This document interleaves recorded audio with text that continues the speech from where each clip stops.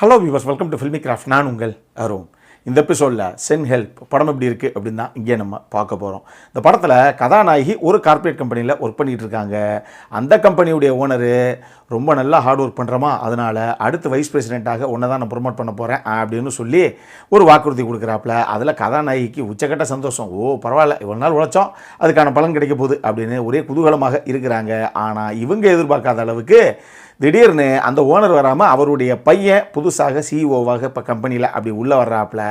வந்த மனுஷன் அவருடைய ஸ்கூல் மெட்டாகவும் கோல்ஃபு கூட விளாட்ற ஒரு ஆளை தூக்கி, அதே கம்பெனியில் வேலை பார்க்குற இன்னொரு நபர் அவரை தூக்கி விபியாக போட்டுறாரு. இப்போ கதாநாயகிக்கு கொலகாண்டு.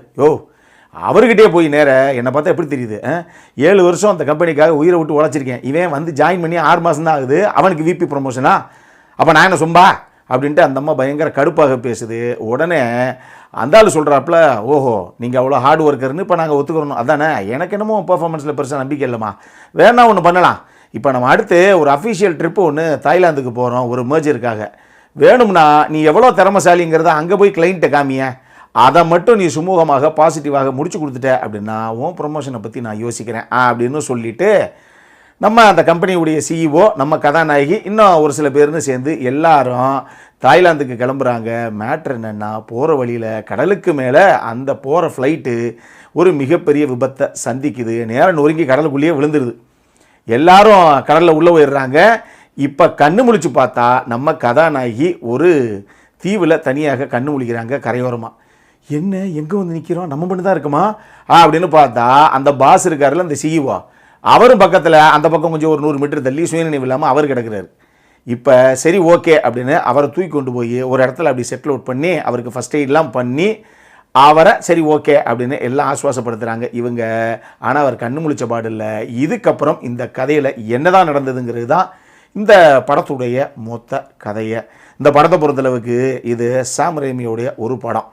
அவருடைய படம் அப்படின்னாலே ஈவில் டெட் எடுத்ததுலேருந்து இப்போ வரைக்கும் எப்பயுமே அவருடைய ரசிகர்களுக்கு ஒரு மிகப்பெரிய எதிர்பார்ப்பு இருக்கத்தான் செய்யும். அதுலேயும் இந்த படம் சூப்பராக இருக்குது அப்படின்னு ஏற்கனவே பல பேர் சொன்னதுனால எனக்கே கூட ஓகே இந்த படம் இப்படி தான் இருக்குன்னு பார்க்கணும் அப்படிங்கிற ஒரு ஆர்வம் இருக்கத்தான் செஞ்சது. இந்த படத்துடைய பலமே இதுக்குள்ளே வைக்கப்பட்ட அந்த ஜானர் ஷிஃப்ட் தான். படத்துடைய ஃபர்ஸ்ட் ஆஃப் எல்லாமே கம்ப்ளீட்டாக 2 நபர்கள் ஒரு ஐலாண்டு ஒரு சர்வைவலுக்காக என்னென்ன பண்ணுறாங்க அப்படிங்கிற மாதிரி படத்துடைய ஃபர்ஸ்ட் ஆஃப் எடுத்துகிட்டு போயிட்டு நீங்களும் கொஞ்சம் எதிர்பார்க்காத ஒரு செகண்ட் ஆஃப் இந்த படத்துக்கு கம்ப்ளீட்டாக கான்ட்ராஸ்டாக வேறு ஒரு ஜானர் ஷிஃப்ட் இந்த படத்தில். அது நிச்சயமாக இந்த படத்துக்கு பெருசாக கை கொடுத்துச்சு அப்படின்னு தான் நான் சொல்லுவேன். படத்தில் முக்கியமாக அந்த 2 லீட் பெர்ஃபார்மர்ஸுடைய பெர்ஃபார்மன்ஸ் தான் சும்மா பிச்சு படலில் இருந்தாங்க. ஒன்று ரேச்சல் மெக்காடம்ஸு, இன்னொன்று டிலன் ஓப்ரைன். 2 பேரும் செம்மையாக பண்ணியிருந்தாங்க.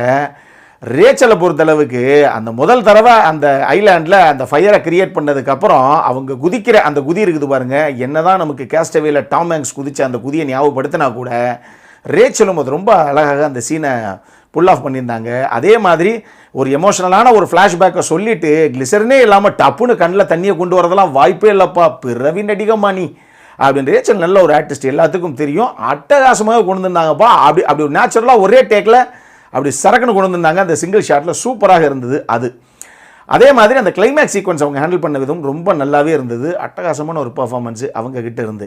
அதே மாதிரி டிலனை நீங்கள் இன்னொரு பக்கம் எடுத்துக்கிட்டீங்க அப்படின்னா கூட, எப்பா ஒரு கார்ப்பரேட் கம்பெனிக்குள்ளே இந்த ஃபேவரட்டிசம் அப்படிங்கிறது எப்படியெல்லாம் விளையாடும், என்னென்ன பாலிடிக்ஸ் எல்லாம் பண்ணி இந்த ப்ரொமோஷனில் கை வைப்பாங்க அப்படிங்கிற விஷயத்தில் அந்த சிச்சுவேஷனில் ரேச்சலோட அந்த சீனை ஹேண்டில் பண்ண விதத்தில் டிலன் அங்கே ஸ்கோர் பண்ண விதமாகட்டும், இந்த ஐலாண்டில் சாப்பிடுங்க அப்படின்னு ஒரு ஆக்டோபஸை கொடுத்துவிட்டு அதுக்கடுத்து கான்சிக்வன்சஸாக நடக்கக்கூடிய சம்பவங்கள் எல்லாத்துக்கும் டிலன் எப்படி ரியாக்ட் பண்ணார் அப்படிங்கிற விதமாகட்டும் அட்டகாசம் பண்ணியிருந்தாப்புல அவரும்.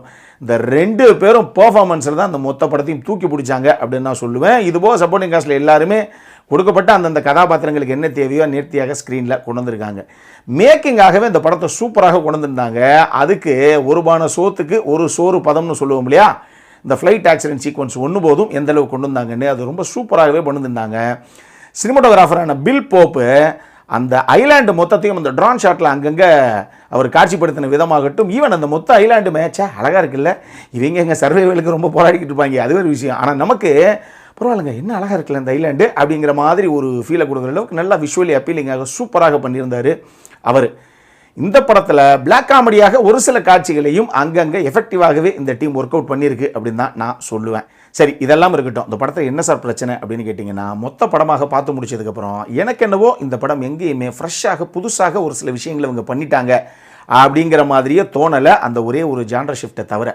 ஏன் அப்படின்னா 2000 ராபர்ட் ஜெமிக்கிஸுடைய இயக்கத்தில் டாம் ஹாங்க்ஸுடைய நடிப்பில் வெளியான கேஸ்டவே படத்திலேயே ஒரு நபர் ஒரு ஐலாண்டில் போய் தனியாக மாட்டிக்கிட்டா அவருடைய சர்வைவலுக்காக என்னென்னலாம் ஒரு மனுஷன் பண்ணுவான் அப்படிங்கிற அவ்வளோ விஷயங்களையும் ராபர்ட் ஜெமிக்கிஸ் அந்த படத்திலே வச்சுட்டாப்புல ஃபுல்லாக. ஸோ அந்த மொத்த படத்தையும் அப்படியே கிறிஸ்பாக கட் பண்ணி இந்த படத்துடைய ஃபர்ஸ்ட் ஹாஃபாக இவங்க வச்சுக்கிட்டாங்க. அதனால அதில் இல்லாத எந்த ஒரு காட்சியுமே இதில் பெருசாக இருக்குது அப்படிங்கிற மாதிரியே எனக்கு ஒரு ஃபீல் வரலை. 1-2 சீன் வந்திருந்தால் பெருசு, அந்த அளவுக்கு அதையே அப்படி திருப்பி போட்ட மாதிரி இருக்குது இந்த படம்.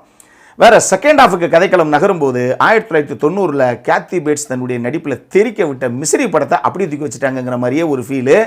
இந்த 2 படத்தையும் பார்த்துட்டு இந்த படத்தை பார்த்தீங்கன்னா ஏன் இந்த 2 படத்தோடு அந்த படத்தை நான் ரிலேட் பண்ணுறேன் அப்படிங்கிறது உங்களால் இன்னும் பெட்டராக அண்டர்ஸ்டாண்ட் பண்ணிக்க முடியும். இதனாலேயே இந்த படம் ஃப்ரெஷ்ஷாக புதுசாக எதுவும் யோசிக்கலைங்க. ஏற்கனவே வந்து மிகப்பெரிய ஹிட் அடித்த 2 படங்களை எடுத்து அப்படியே மாற்றி ஒரு ஜான்ரா ஷிஃப்ட்டை மட்டும் நடுவில் யோசித்து வச்சுட்டாங்க அப்படிங்கிற மாதிரியே ஒரு ஃபீல் ஒன்று எனக்கு வந்தது. இன்னொரு விஷயம், நான் முதல்ல சொன்னது தான், ஒரு ஐலாண்டு 2 கதாபாத்திரங்கள், முதல்ல ஒரு மணி நேரம் உட்காந்து ஒரே பேச்சு தான். இது உலக படங்கள் பார்க்கக்கூடிய ரசிகர்களுக்கு அங்கங்கே சின்ன சின்ன காமெடி பர்ஃபார்மன்ஸில் என்ன மாதிரி ஸ்கோர் பண்ணியிருக்காங்க அப்படின்னு ஒரு சில விஷயங்கள் நமக்கு தெரிஞ்சால் கூட, நார்மலாக கமர்ஷியல் படங்கள் பார்க்கக்கூடிய நம்மளுடைய உள்ளூர் ரசிகர்களுக்கு அந்த முதல் 1 மணி நேரம் எவ்வளோ நேரம் பொறுமையாக உட்காந்து பார்ப்பாங்க அப்படிங்கிறது கண்டிப்பாக ஒரு கேள்விக்குறி தான். இதை தாண்டி நம்ம டிலனுடைய கேரக்டரு அந்த கால் உடஞ்சி ஓரமாக உட்காந்துருந்துச்சு, படுத்து படிக்காவே இருந்துச்சு அப்படிங்கிறது வரைக்கும் ஓகே.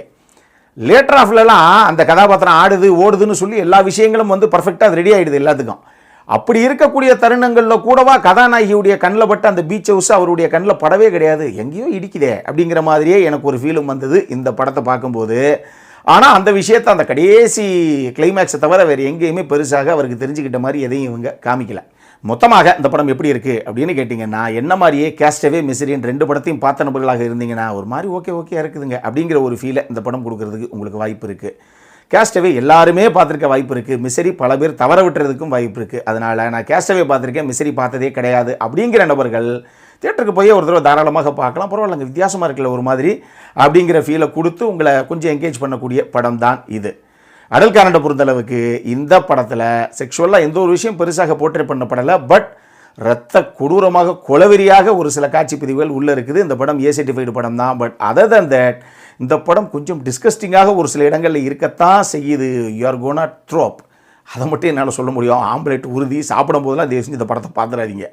எந்த சீனில் எங்கே வரும் அப்படின்னு தெரியாது உங்களுக்கு, திடுதுப்புன்னு ஏதாவது பண்ணி விட்ருவாங்க, சாப்பிடும்போது பார்த்துடாதீங்க, ஞாபகத்தில் வச்சுக்கோங்க. இந்த படம் நம்மூர் தியேட்டர்ஸ்லேயே இங்கிலீஷ் சப்டைட்டில்ஸோடு அவைலபிளாக இருக்குது. அப்புறம் என்ன, இதே மாதிரி இன்னொரு வீடியோவோட அடுத்த முறை உங்களை சந்திக்கிற வரைக்கும் இட்ஸ் அருண் சைனிங் ஆஃப்.